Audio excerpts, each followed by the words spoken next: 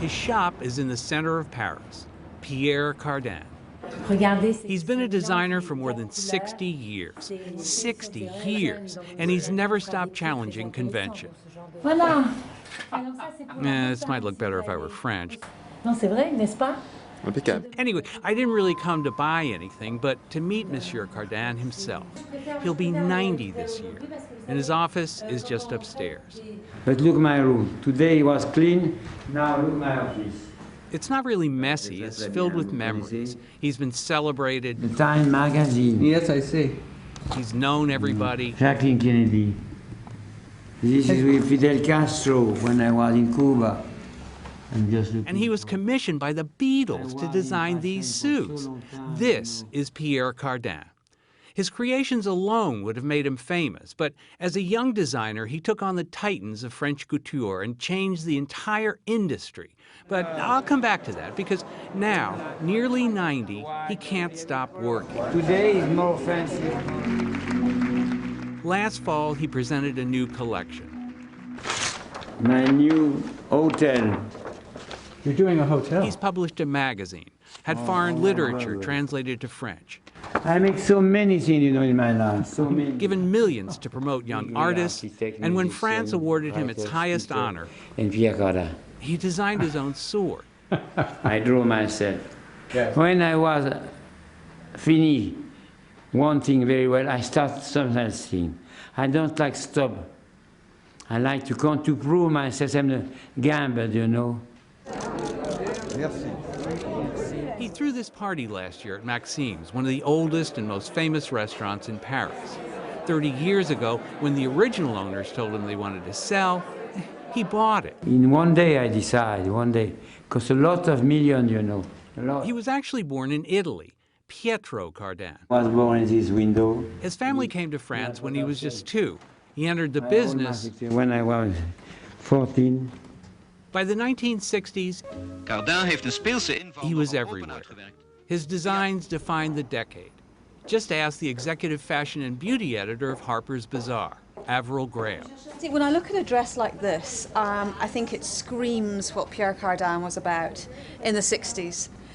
His love of geometric patterns, circles, that sort of space-age avant-garde that he was so famous for, and that very sort of futuristic dabbling with materials that were perhaps non-traditional, vinyls and PVCs and man-made fabrics. Because fashion must be tomorrow, for me. What is a fashion tomorrow, not yesterday? Because my fashion is very young in any case. Yes. Some dress cannot wearing by an old lady, you know, I don't think ridiculous. So. Yes. But his career really began when he went to work for the man who would become his mentor, Christian Dior. I know a little bit the fashion, but Dior helped me what it is elegance, what it is a tradition in the same time. Dior was more classic than myself, you know. Yes.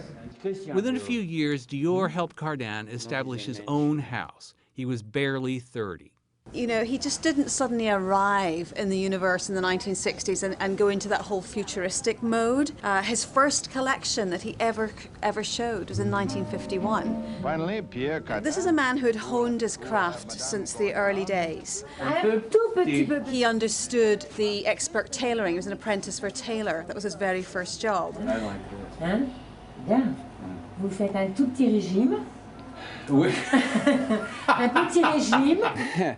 Okay, but buying a jacket this way, finding something you like that's about your size, this is called prêt-à-porter. It means ready to wear. It's affordable, everyday elegance. And today, it's how millions of people can buy designer clothes. But designers in the 50s catered to the super rich. Theirs was the world of haute couture, fashion for red carpets and state dinners, each piece handmade, the fabric, stitching, and embroidery unique. This is a very elitist profession. You know, Paris haute couture, Paris design, crème de la crème. It's just that haute couture is so labor-intensive that designers lost money on every piece. So in 1959, he broke ranks and gambled his career by selling his collection in a department store. This was the turning point. To the old guard, it was an outrage, but Cardin made millions, and other designers soon got the message. Now every designer shows at a department store. Always, I was always successful. He had helped change the business of fashion forever. But many of his critics feel he went too far when he began to license his name. Other manufacturers put it on things like T-shirts, ties, baby buggies, and Pencils or pens or key fobs, whatever. Do you see fashion as an art or a business? Both. Everything is business. Your picture is business. If you don't sell your picture, you are no one, no you. This is my last glass. There's no question that he really has You best show. Yes. a lasting historical legacy. Profile. He was definitely part of a movement, there's no question. If I think you look at something like this, for example, and we can see familiar references even in today's market. I'm fancy. I'm fancy boy. Yes. I'm not classic at all, no. If I was classic, I don't have so many risks, you know, in my life. so whether you think he's high fashion or low-brow, Pierre Cardin is the man who made elegance affordable. It's extraordinary life, yes. Voilà.